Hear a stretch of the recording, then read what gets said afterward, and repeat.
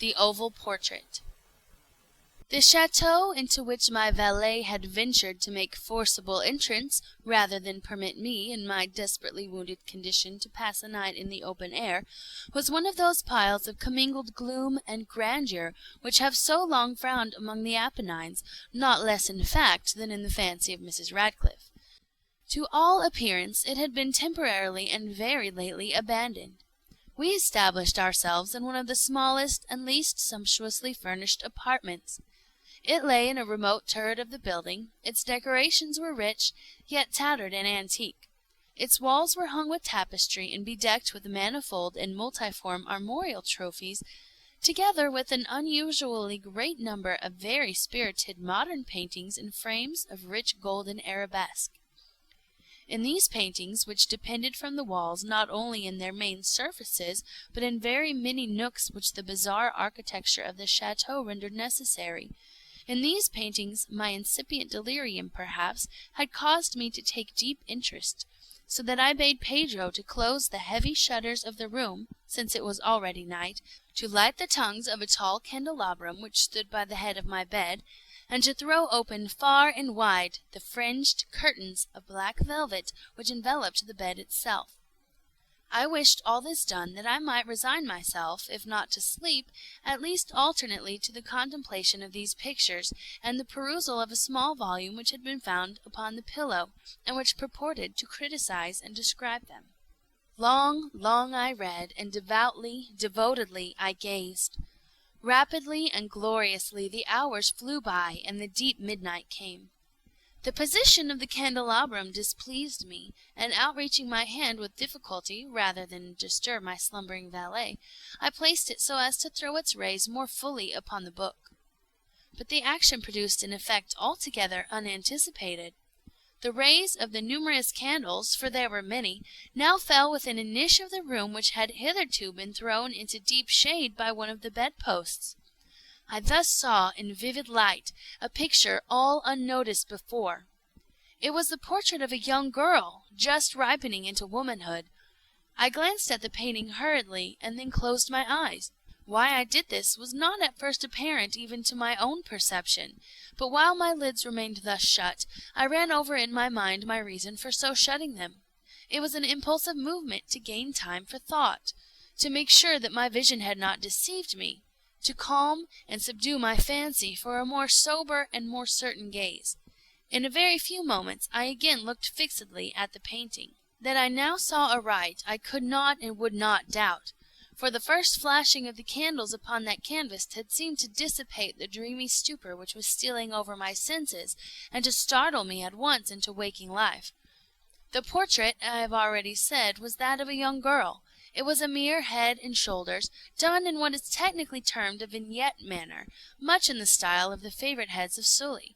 The arms, the bosom, and even the ends of the radiant hair melted imperceptibly into the vague yet deep shadow which formed the background of the whole.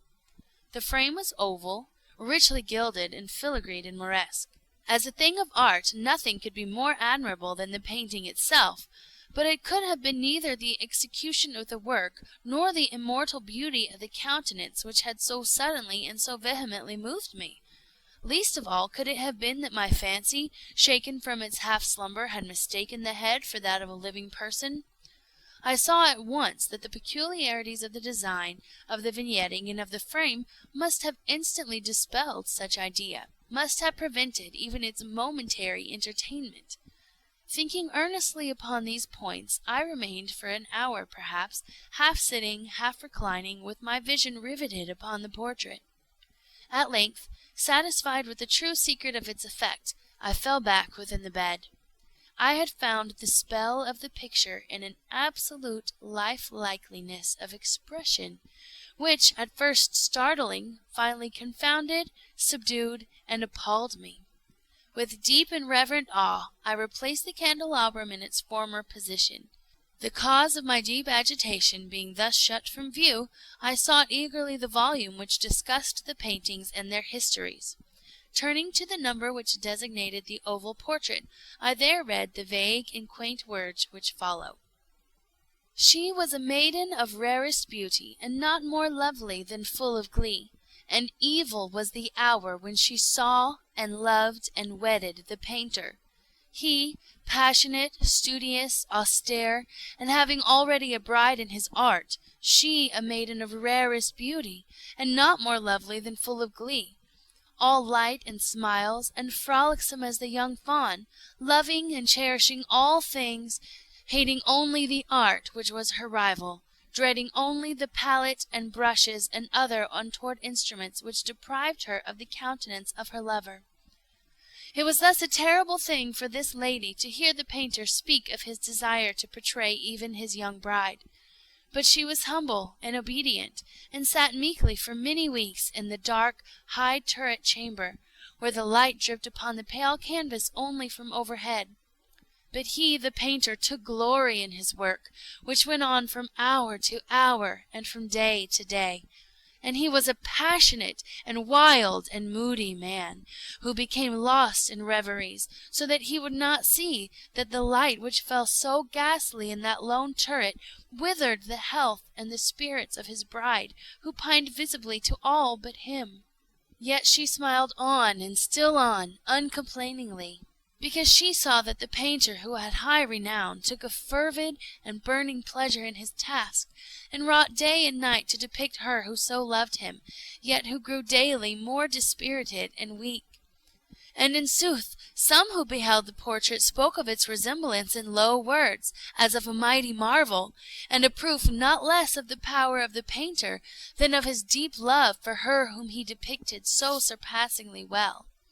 But at length, as the labor drew nearer to its conclusion, there were admitted none into the turret, for the painter had grown wild with the ardor of his work, and turned his eyes from canvas merely even to regard the countenance of his wife, and he would not see that the tints which he spread upon the canvas were drawn from the cheeks of her who sat beside him.